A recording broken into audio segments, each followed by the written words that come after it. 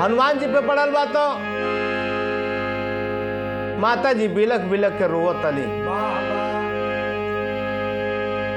हनुमान जी अपन पर्चे बतौले बाने। पर्चे जब बतौले बाने तो माता जानकी बिलख बिलख के रोवत तली और हनुमान जी उनके धीरे धराव तने कहत तने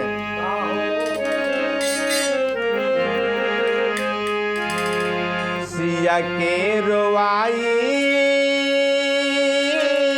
रे देखी के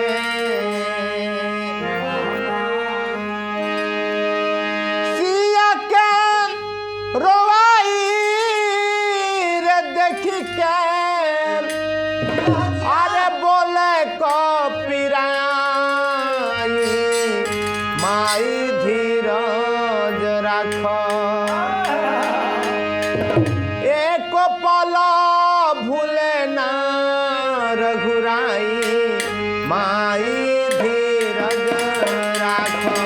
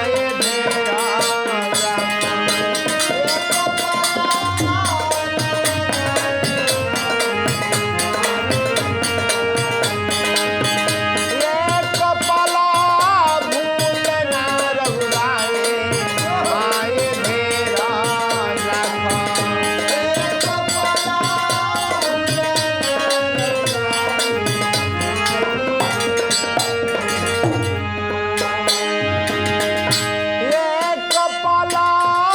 भूले ना रघुराई माई धीरज राखो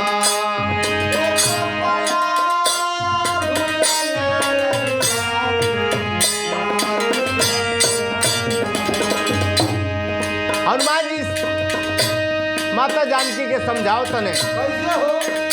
और कहा तने हो सोचताड़ू मानावा में बात बाटे ऊना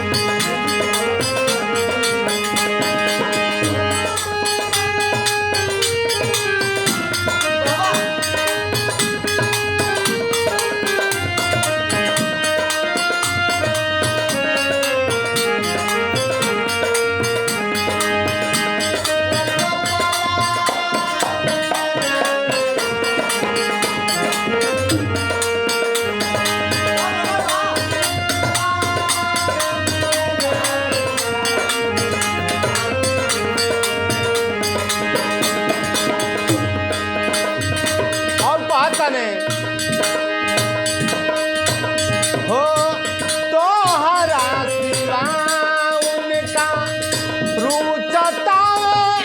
कुछ ना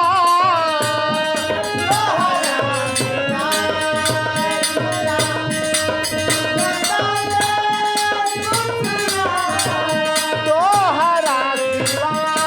उनका रुचता कुछ ना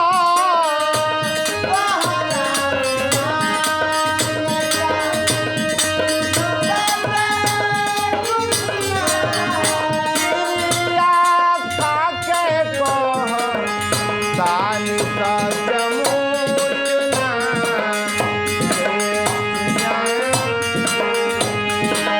क्रिया खाके कह दानी हम सजम कहतानी सजम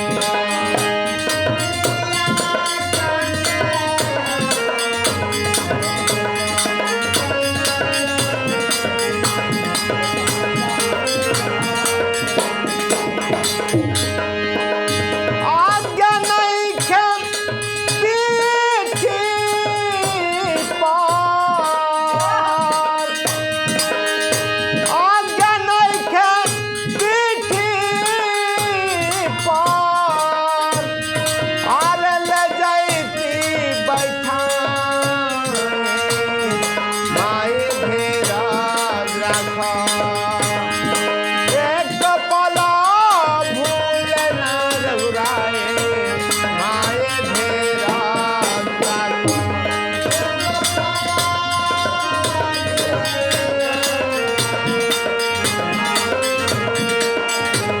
एक पला भूल ना रघुराए माए घेरा राख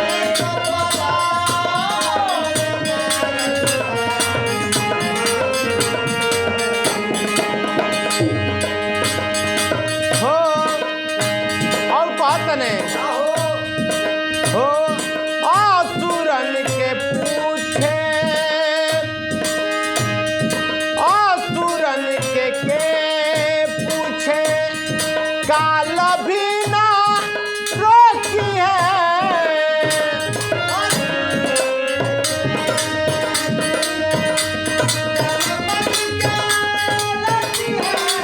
असुरन के पूछे काल भी ना रोकी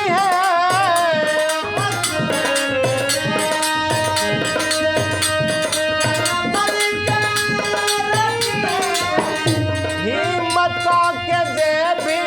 आई जा